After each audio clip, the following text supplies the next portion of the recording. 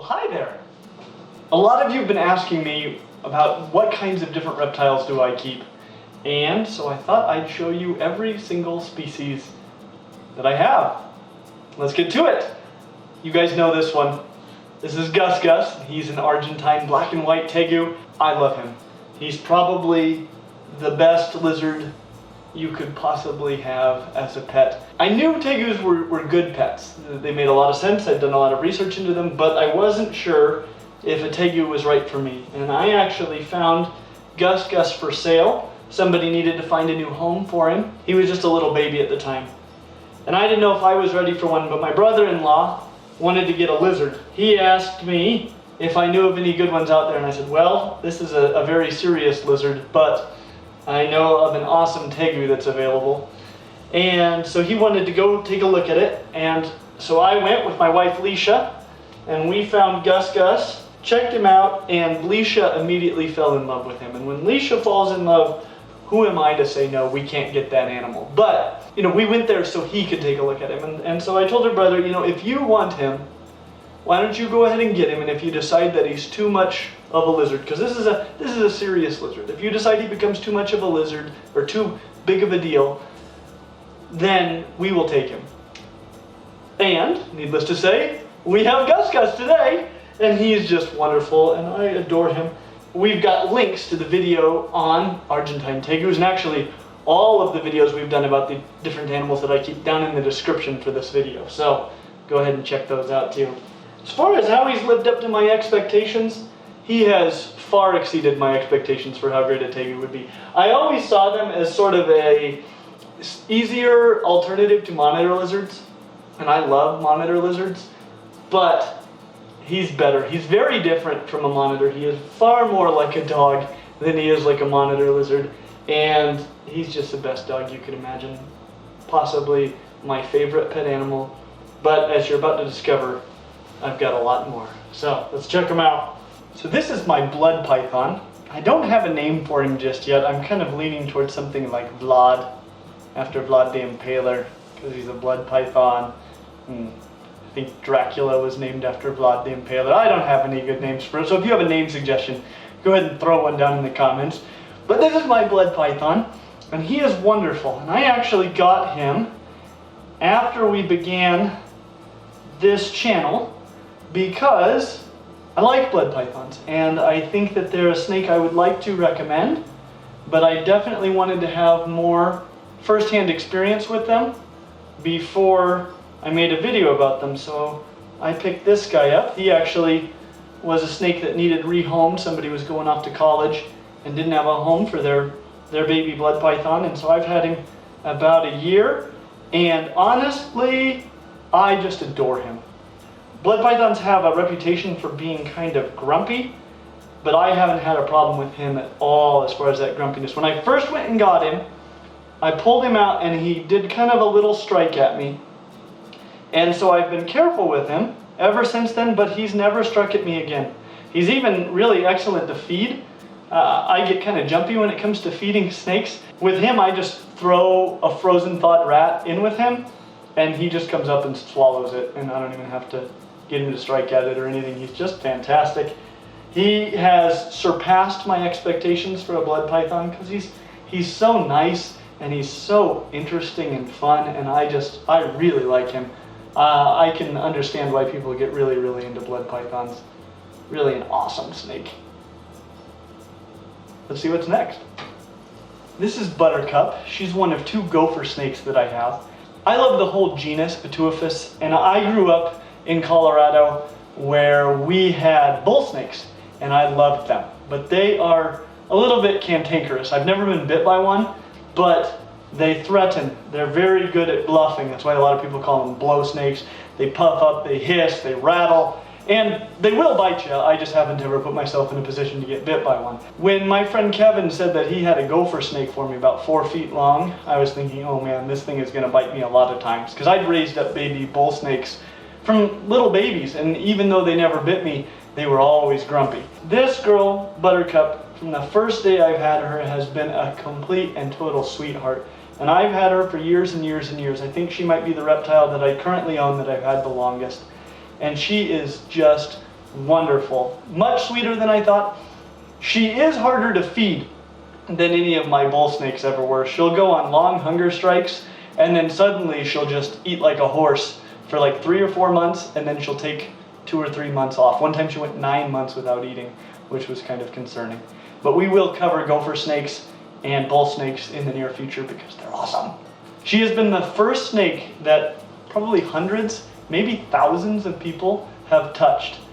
Because I bring her to all kinds of presentations where people want to see local snakes and they want to see a snake that is nice, and I show them Buttercup because there are no nicer snakes anywhere on earth. She is the sweetest snake I've ever seen. Too sweet, and that's why she's hard to feed. Let's see what's next. Up next is a little baby gargoyle gecko that I produced this last year. I've only produced a handful of gargoyle geckos. I have a hard time getting their eggs to hatch. It's been much more challenging for me than breeding crested geckos, but I love these little guys. They're wonderful. Honestly, I originally got 2 females that needed a new home, and they were wonderful, and it was frustrating for me because I had lots of male crested geckos and I had female gargoyle geckos, but I didn't have very many female crested geckos or a male gargoyle gecko. So eventually I went out and got a male gargoyle gecko, and now I've produced a few little babies, including this little guy. Honestly, as pets go, I think I like them even better than crested geckos, though I think crested geckos are a lot more fun to breed because they're just so crazy. You can get just such amazing looking babies out of parents that maybe even aren't all that amazing. And on top of that, I can get the eggs to hatch. I have a much harder time with my gargs. Super cool though. And of course, we've got a whole video on these guys, and you can check out the link down in the description. This amazing little guy is my fire skink, and I love fire skinks. I think this is a female actually, and she does need a name, so if you've got any suggestions, please comment. But I love fire skinks. I think they make a great tiny alternative to blue tongue skinks. They're actually just surprisingly friendly and wonderful to deal with. This one, the first day that I got it, would eat while I was holding it, which is pretty much the sign of a totally rockin' lizard. I just love them. I got this one from Animal Ark in Orem, Utah, a store I've recommended many times because it's spectacular. It's a great store. I love her. She's frankly surpassed my expectations for fire skinks, and I was already pretty excited about them for a long time before we got into them. They're so beautiful and so well behaved. Honestly, the only reason that we've been slow to cover them in their own full video is just because they're only now starting to become available captive bred, and I didn't want to put undue pressure on wild populations by recommending them because they are amazing, but I would recommend a captive bred individual. It might look like I'm just holding a pebble right now, but this tiny little pebble is Reggie, and Reggie actually is my wife's turtle. He is a Stinkpot turtle, and very recently we covered them in a couple of our videos, top 5 reptiles for kids. They're so adorable. I fell in love with them, but not nearly as much as Leisha did. And Leisha loved this turtle, and who am I to say, no, you can't get the reptiles that you want, only I may get every single reptile that I want. And so we got little Reggie here for Leisha, and he has reminded me why I love water turtles. I'd honestly forgotten. I grew up always keeping water turtles, but I haven't really kept them as an adult. And they are so much fun. He just comes up and he begs for food. Anytime he sees you, he comes right up to the side. And of course, because he's the size of a pebble, he's the most adorable thing I've ever seen in my whole life. I love this little guy. This is one of my Tristis monitors. She also doesn't have a name, neither of them do, but I should probably name them. They're really cool monitors. I love them. They're actually very close relatives of the Aki monitors, which I have recommended a lot. And the reason I recommend the Aki monitors so highly, and I haven't talked about Tristis monitors yet, is because they're very, very similar, but I think Akis are a little bit better. The main things that I've discovered from having Tristis, I like the way Tristis monitors look a little bit more than Akis. They're a little bit more the traditional monitor build. They don't have the big spiky tail that the Akis do. But they're a little bit more shy than the Akis are. And they're not quite as fun to feed. Though they have pretty good feeding response, Akis are just a blast to feed. And so personally, I would rather have Akis. You're going to see that I don't have any Akis, which is why we always borrow an Aki whenever we've done a video on them. I know lots of people that keep them. I don't know anybody else who has Tristis monitors. and I love my Tristis monitors, but if I could trade them for Ackies, I would. So if you have Ackies that you would like to trade for Tristis monitors, let me know. But they're great, I love them. They're good lizards, and they've been a lot of fun. I actually got these from a friend of mine. He was looking to move on to a different project than the Tristis monitors, and so that was a good opportunity for me to get a lizard that I normally never see available. And I have really enjoyed them, but I've decided Ackies are an even better pet lizard. So that's why those are the ones that I recommend the most. We will cover Tristis monitors though in the near future. So this is Gimli. And Gimli is one of my 2 European legless lizards, which are so cool. And I got them because I do a lot of education on reptiles, using reptiles, and there is nothing that illustrates that you need to pay attention to what the difference is between a snake and a lizard better than this lizard, which blows everybody's mind. And so I really needed one, and once I had one, and he's so perfect. He had to come to every presentation I do, so I got another one just to lighten the load on him a little bit, so Legolas doesn't have to come to every single show, and so the load gets split between the 2 of them now.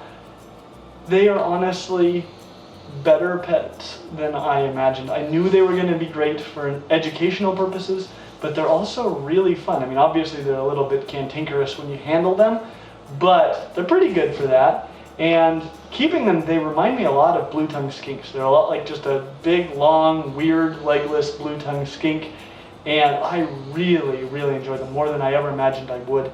There is a reason though that we haven't covered them yet, and that is because they are completely unavailable captive bred.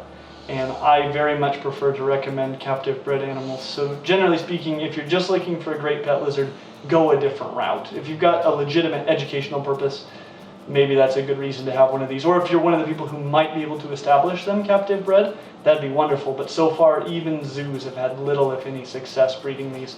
So they're challenging. Someday, if they're available captive bred, this is going to be one of the best pet lizards you could possibly get, because I just adore them. You're a good lizard, aren't you? This is Lightside, and Lightside is an albino western hognose snake, and I actually just got him a couple of weeks ago because I have fallen head over heels in love with hognose snakes. Before this, I had 2 others, and I have just loved them all. This guy was a baby, but somebody had decided that they weren't going to keep reptiles anymore and they needed a new home for him. And so I took him in, and I call him Lightside. You know my snake, Darkside, and she's got a perfectly black belly, which is fairly typical for hognose snakes. Maybe not quite as dark as she is. Well, this guy, and it hadn't occurred to me before, because he's an albino, he doesn't make any black pigment, which means his belly is transparent, and I can see right through it. That's as light of a side as you can get, I think. But I just love this guy. And hognose snakes have been growing on me for the last several years. I actually used to not like them. I didn't like their derpy faces. I have completely changed my opinion of hognose snakes, and they have blown me away. They're now possibly my favorite pet snakes to keep. I just love them, and they have far surpassed my expectations as pet snakes. I'm so excited to have this little guy. And you guys know, we've got a video on these guys already, so go ahead and check that out down in the description. You've probably noticed that I've got a lot more animals than this, but we didn't want this video to be like 2 hours long, so we're going to split it up over a few videos. But last but not least for this video is my baby jeweled Lacerta that I got yesterday.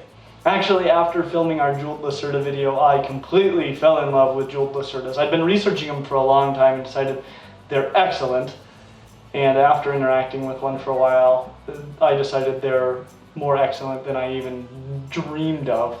And so actually, with Nick, who's the guy whose jeweled Lacerta was in our video on jeweled Lacertas, we got a big group of babies a few months ago, and Nick's been raising them up to a size that he could tell if they were males or females, because he wants some females to pair with his rockin' male, who you can see in our jeweled Lacerta video, which is down in the description. And I got one of the probably male babies, because I'm not looking to breed them. I just want an amazing and gloriously beautiful pet lizard. And so far, I've been thrilled with these little guys. They are very quick at a young age, and so I'm trying to get him used to handling. I'm really happy with how calm he's been. I hope that you've enjoyed seeing this first video of all the cool species that I keep.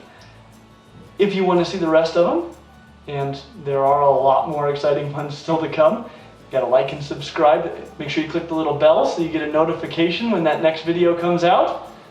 And we hope to see you real soon. Everyone down there? Oh, you're a tie climber. Are we still rolling? Because we should be rolling. This is the best lizard there is.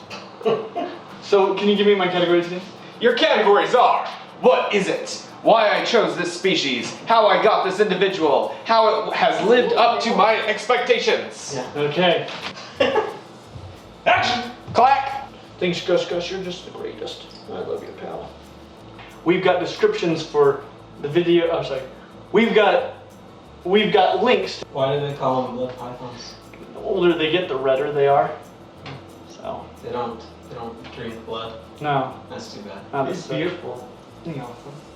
Is that like wild? This is a wild type. Shut up. Yeah. That's pretty.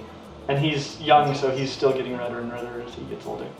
He is beautiful. So it's just a nice snake. Yeah, she's the nicest snake in the world.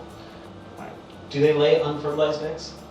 No, they're fertilized usually. They just fail to hatch for me. And I'm not the only one. It seems like everybody has more That trouble. one seems paler than the It's not. It's fired down. Ah. I wish he was fired up. He's really pretty when he's fired up.